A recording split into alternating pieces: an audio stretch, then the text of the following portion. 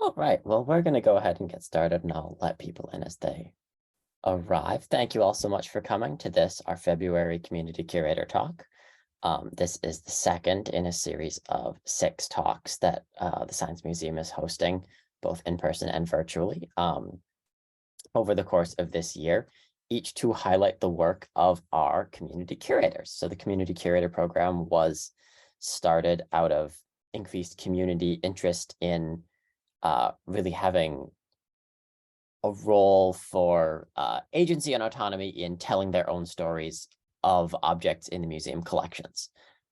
So we've been working with a number of people over the past couple months to give them a stipend and some designated time to come in and work with the collections and pick a couple objects from either the museum collection or their own personal creation to highlight in the museum lobby. And the February display is Jamie's and is on display for another week in the museum lobby if you happen to stop by. And we're really pleased with how the program has gone so far, and we hope that it continues into the future. And that's enough out of me. So I'll pass it over to Jamie for a talk, and then I'll come back to facilitate a little Q&A at the end.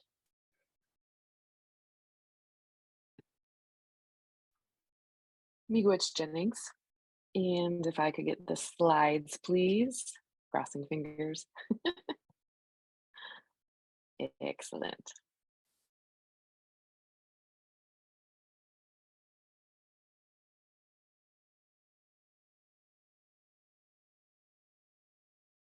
Yay! Yay. I was worried for a minute. I'm like, oh. All right. Bonjour, Indigena Cause, Jamie Barton. And for those of you who do know what this means, this is actually in Ojibwe. I'm saying hello, which is bonjour. And Indigena Cause means I go by, or they call me Jamie Barton. Next slide, please. So in one of the biggest things that I am kind of finding out throughout my learning is that there are a lot of parallels between Mayans and the indigenous cultures here in what is now known as the United States. And my journey has just been really fulfilling in the fact that that sense of belonging and the sense of knowing that there are other cultures that have been practicing things for thousands and thousands of years. And also the other unfortunate is just that there has been land taken from Mayan as well as again tribes that are in now what is the United States. So I like to start off as much as possible with land acknowledgements. And for me specifically, I am in fact on Dakota land. I am in Dakota County. And in the state of Minnesota, which is a Dakota word, which means water, the Dakota are the friendly. And there are also the other tribes who were in this area, which are the Anishinaabe, which means the original people. And these tribes, as well as the Ho-Chunk, were forced off this land and have been here for 14,000 years in counting. So you are, in fact, on stolen land, as treaties were created but not adhered to. And this map shows you the treaties that are still in place as of today, 2023. In acknowledging the land, you are also acknowledging that Dakota and Ojibwe people are still here and thriving as cultures. Reparations are a step in the correct directions. So the link that's on here also shows you kind of the interactive map. You can click on the links and then it'll show you, the map will show you the treaties that are there. And again, like I said, the treaties that are still in law today. Next slide, please. For me personally, just a little bit about myself is I am from Guatemala and I'm from the Rapanal area, which as you can see on the map is north of Guatemala City. And from what, if if you go to the displays that at the museum, that this is kind of how it all intersects, is that it depending on where you are from, this will tell a story. It'll depend on, what animals are there, what land is there, what kind of culture is there. And so for me, learning more and the more and more I learn about it, my story is I was adopted. I was adopted here from Rapinal, Guatemala, which is up in the mountains. But also just knowing that back in the 1980s in Guatemala, there was war going on. And there were Spanish conquistadors that came in and were trying to assimilate Mayan people. So that story sounds a little familiar, right? As far as the United States, what is now known as the United States, and to all the tribes that are here. People came in, Western Europeans came in and stole land.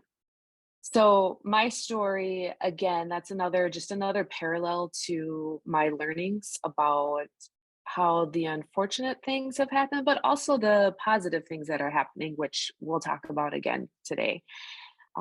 Next slide, please. So I have a weeple that is on display at the Science Museum. And this is kind of what I was talking about at the beginning of, or in the introductions. You see these weeples that these women are wearing, and they tell a story. And I think it is just absolutely amazing that these are the way, or this is just one way that stories can be told. As you can see into the picture to your left, there's one that's floral, there's one that has shapes, lines, linear, and then the one in the back, I believe maybe is a combination of them, florals and linear lines or shapes.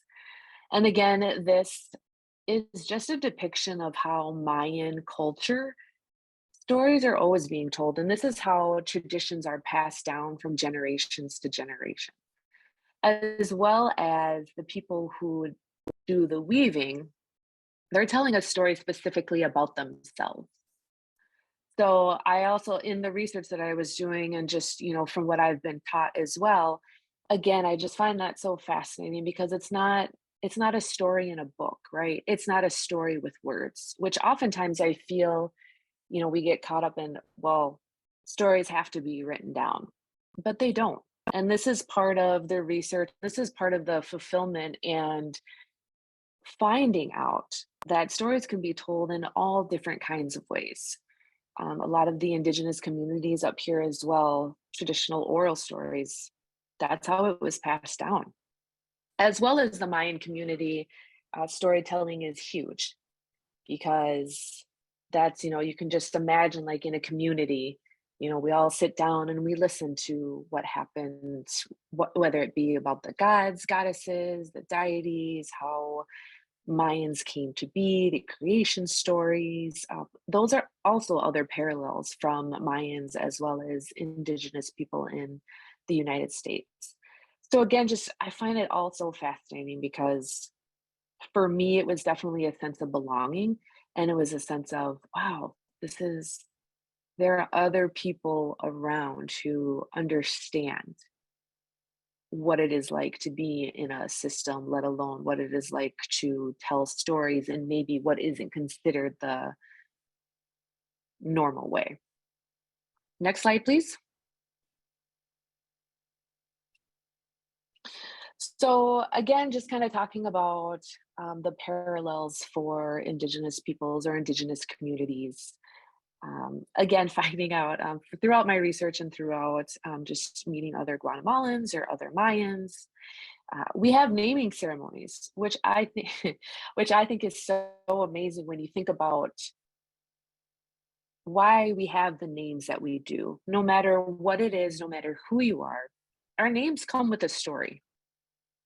Whether parents were trying to replicate some famous person or whether it is, in fact, depending on the culture, if it is a god or goddess or something like that, it comes with a story. So in Mayan culture, you get a name that is chosen for you by the community. The community chooses your name.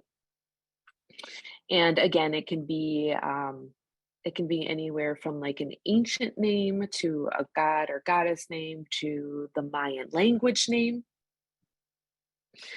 The other thing that was a parallel that I thought was very interesting as well is we also have spirit animals.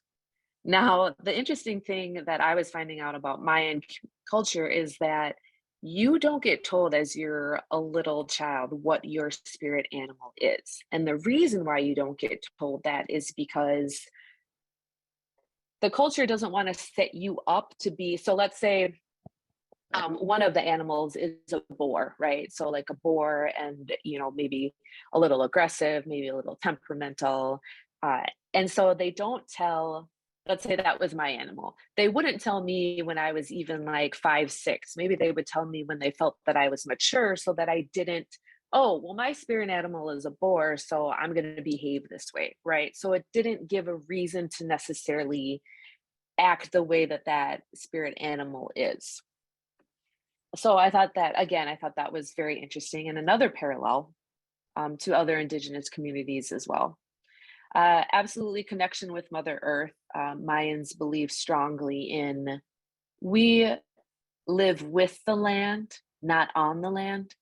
And that kind of goes hand in hand with giving thanks to all that we use. Maize is a huge product in our storytelling as well as how we were created.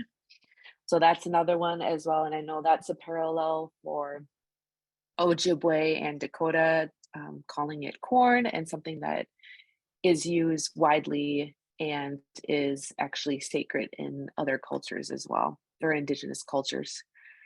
Um, Keeping their traditionals sacred is very important. The reason why I put this down is because, again, sometimes, unfortunately, there's a lot of hesitancy to uh, publicize our traditions.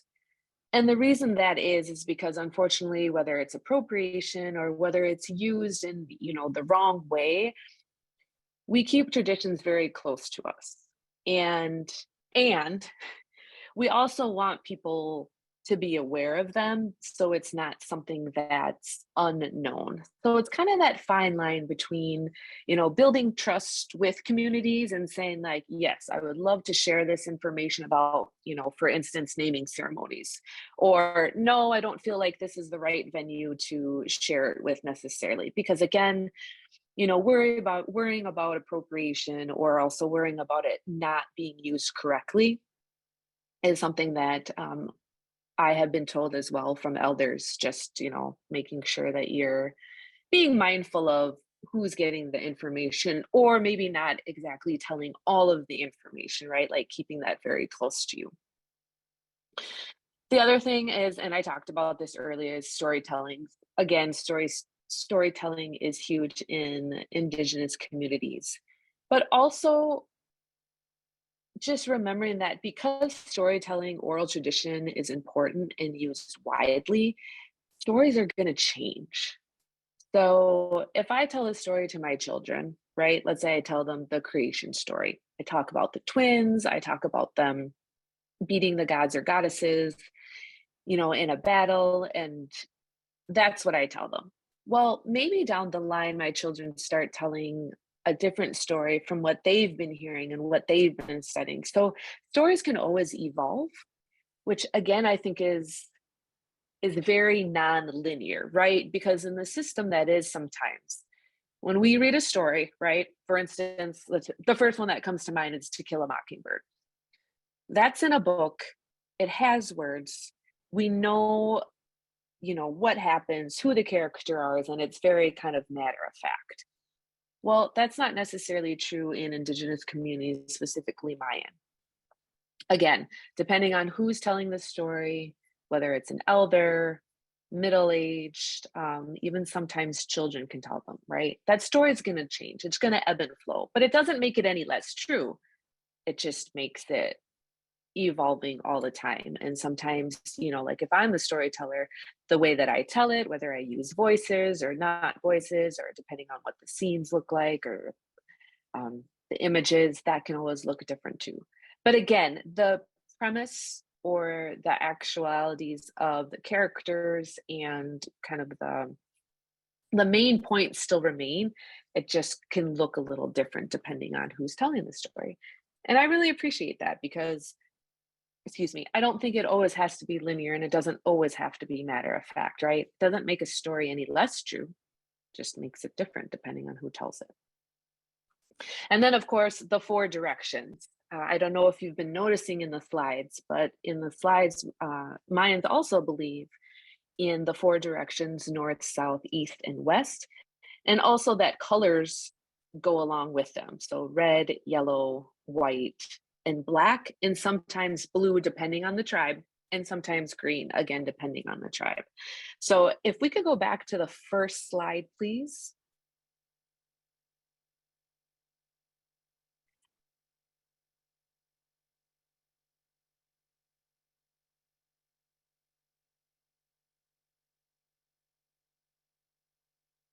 Thank you. So Chuck is the god of rain. And again, in my research and in my readings and from stories that I've been told, he is the one that kind of looks over the four directions. So he is the main god of rain. And if we could go to the next slide, please. So you'll notice that the slide is white. Oh, next slide. I can't see it. Yep, that's it. And then yep, there we go. Thank you. And then so the oh yeah, see, I have them off. Sorry about that. So X Eve Chuck is west, so this should be a black slide. But they coincide with black, west, and then this is the god of. So like Chuck would break up. Sometimes you would see it in storytellings or in images, and he would have presenters of the four directions, but he himself is the one who looks over the earth. So when you put all those four directions together, that is earth, in fact. Next slide, please. And then as you can see, Khan Eve Chuck represents the south and is yellow. Next slide, please. And then Chak Eve Chuck east is red. So again, finding that, I just find that so fascinating that you have different regions of people, right? Up in the North America, South America, Central America. And we're believing in things that are very similar.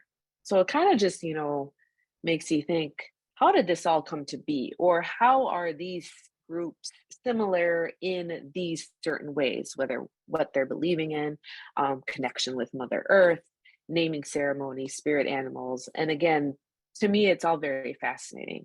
And again, these pictures here. So if you look at the first one that's on the left, it's gardening. So like it's a certain way that, and then they would put kind of cloth over it for if it were raining or if it were cloudy to kind of help farm in the way that they need to for that specific plant. And then to your right, that is a tree that has kind of like a paste. And what they would do, at least what the stories tell us, is that warriors would take this paste, and this is in actual Lake Atitlan. It's surrounding off of some volcanoes. This tree is here. And they would take this paste and they would put it under their eyes, and that would be their warrior paint. So again, yet another similarity of taking from the land, Mother Earth, giving an offering. Mayans also give offerings as well, and using what there is from the land to, if you're a warrior, and then kind of represent what that looks like. Next slide, please. And then the last thing I'm just going to talk about is certainly being seen. A big part of what I believe in, and a big part of why I like to engage in these things and just being acknowledged, I think, is definitely a first step to just understanding history, right? Understanding where we come from, who we might come from, who we might be relatable to, and then even depending on what your culture is, maybe there are some things that you have noticed that are similar. But for me, my goal now in education is really understanding the cultures who are underserved in the system that is. Specifically for me, the education system, just knowing myself and the experience that I've had as well, but also learning about in Guatemala, education, not everybody gets educated. It's actually pristine. It's a pristine status to be able to go to any school. So just when we think about that, but also then when we think about the history in, let's say specifically the United States, knowing that boarding schools a weaponized, were a weapon used on Indigenous people. So we have kind of that odd education. How do we fit into that, right? And so just talking about um, we were in fact impacted by colonizers, and that is still something that affects us today, no matter what system it is. Indigenous families have lifelong trauma because of boarding schools, and just kind of just remembering that that is still there. Also, that we are still here, right? And then this one I also thought was just super important to bring to people's attention is also that many Guatemalans live in what is now known as poverty, but it wasn't poverty to them until it was actually pointed out by colonizers, which for them is the Spanish. You know, they live very what we might consider simply, right? But that goes back to the culture itself and how we live with the earth and not on the earth. We go hand in hand with animals. We give offerings when we hunt. We certainly give offerings if it's for certain ceremonies as well, like the naming ceremonies. And just again, so just being seen and just understanding the cultures, I think help people understand today, right? Because it's not just all historic. It's very, very contemporary as well, because all these things do impact how we walk in our lives today. So I think just importantly, like being seen, and these are pictures actually from Guatemala, Panachichel, I believe, and this the one to the left is a market, and just showing that again, farming, and then they go to the market, and that's what they sell. That's their life. That's how they survive. And then the one to the right, that's a ceremony. And as I don't know if you can see it, I don't know if you can get close enough, but they burn pine sometimes. So again, giving an offering during a ceremony, um, this is something that they do and something that is very common in the culture itself. Next slide, please. So I would like to say again, thank you, Chimigwich, for everyone who helped kind of bring this to fruition. Jennings, Ed, JM, Rebecca, Elias, and certainly the Science Museum for seeing me and bringing this forth and just bringing this great conversation and this great for those of you who joined. Again, thank you for being here and just listening. Hopefully you learned something new. And if not, that's awesome too, right? Just like continue to follow and continue to ask questions and continue to, well, what am I more curious about? Or what could someone else talk more about? Or whatever that looks like for you. I understand that our journeys are all different, but certainly, again, for me, the parallel of Mayans and North Indigenous people is so it's just amazing to me. And so I'm continuing my learning, but also continuing to speak up for those, right, who have been underrepresented. And again, for me specifically in the education system. Thank you. Thank you so much for that, Jamie. That was fantastic. I think now we're going to open it up for question and answer. If there's questions from the audience, feel free to either unmute or put them in the chat. I have a couple that I've prepared in advance. And keep in mind when you do ask your question, if you begin your question with "this is more of a comment than a question," I will kick you from the Zoom call. So Jamie, I wonder if you could tell us a little bit about what your experience of working with the collection was like. Yeah, it was, it's actually kind of hard to explain because it was very fulfilling.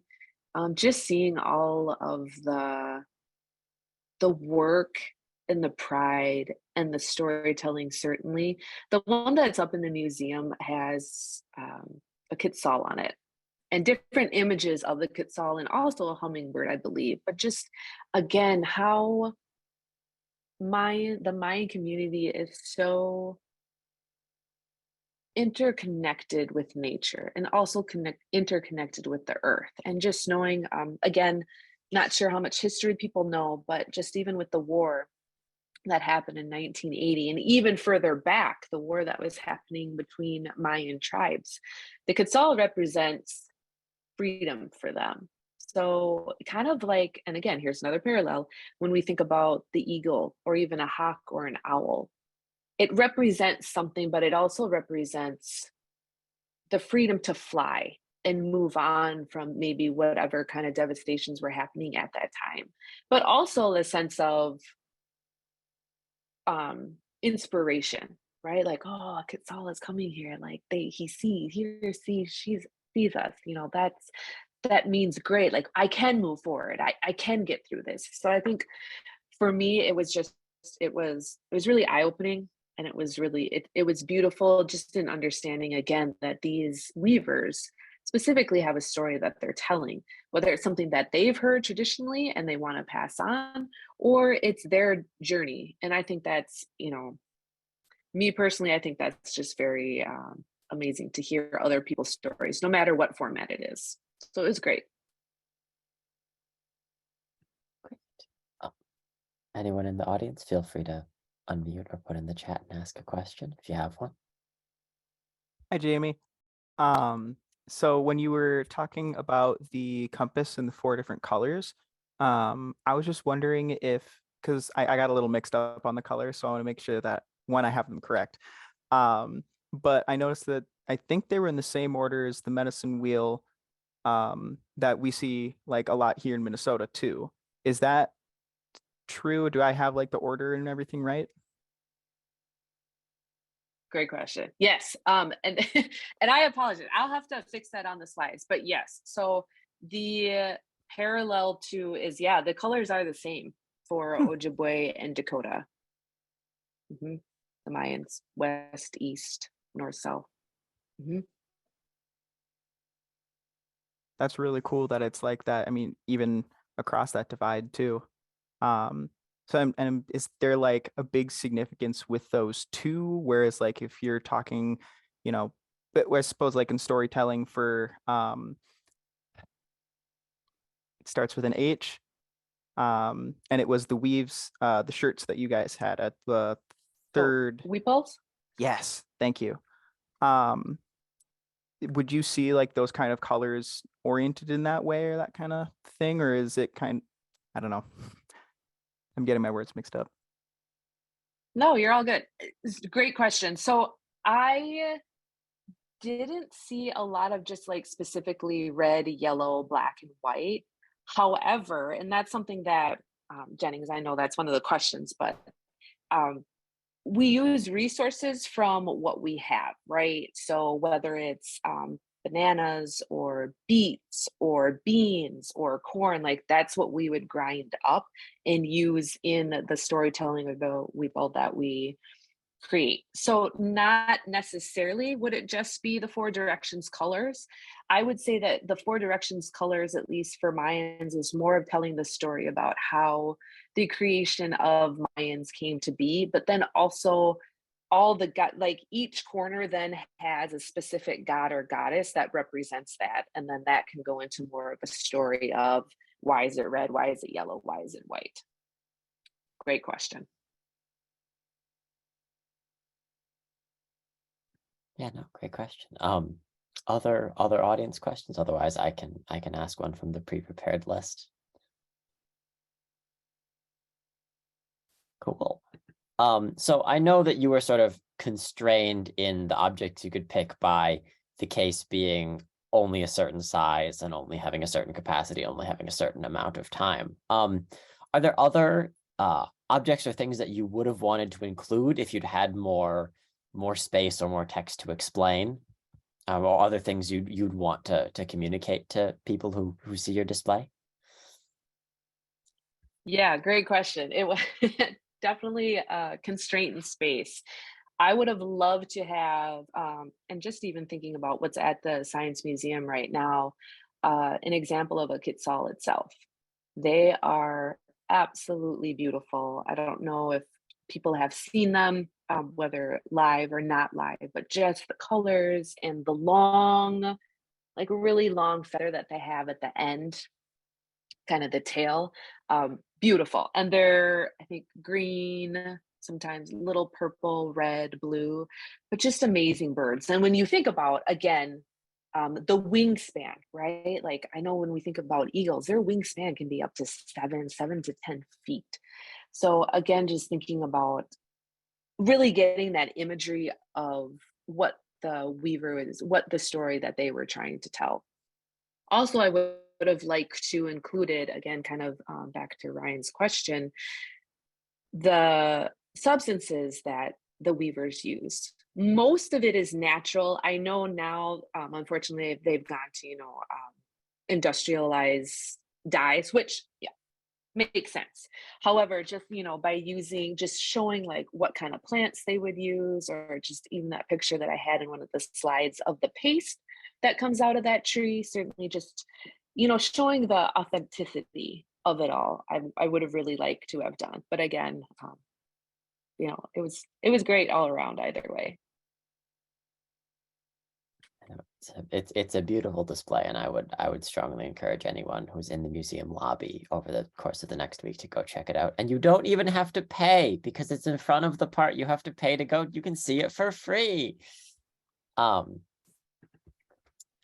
so are there particular things that you hope that people come away with after having seen your display, that they take with them as they go through the rest of their time? Yeah, again, I think it's just acknowledging and understanding the history, but also we are still here. I know this sounds silly, but there have been many times where, I've heard someone say, "Oh, I didn't know Native people were still around." And I'm just like, "Okay, great. Let's take this as a learning opportunity." And but then like really go deep into it, right? And really just have an understand, like not just knowing that these people are still around, but also understanding like where they come from and what's contemporary about it now, and just learning their stories. Again, I think the biggest phrase is just being seen, and then also taking that next step and then being heard, right? Because it's one thing to be seen, but it's another to be heard. So just taking away what you can, and certainly asking questions. I'm a big believer in, we don't know what we don't know, but, asking questions if you're curious about something, because if we don't get out of that, box that is, and just get out of kind of our comfortable zone, then we're not branching out and learning about other cultures.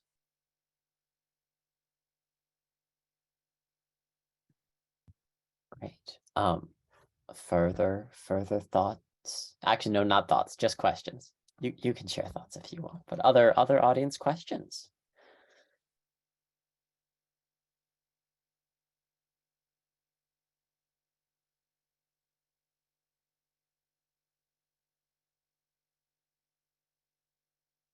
All right then. Well, Jamie, thank you so much for sharing this, both your time in creating the display and also your time with us today. Absolutely. It was great. And thank you all for joining today. It's been amazing, just a great journey to get the display out and certainly spread knowledge as well. In communities, I never say bye. I say I'll see you later. In Ojibwe, it's Gigi Wabaman Menwa. Wonderful. And if anyone missed the beginning part of the talk, I'll send out the recording as soon as it processes, so you can see the you know, my exciting spiel at the beginning and whatever parts you missed. Thank you all so much.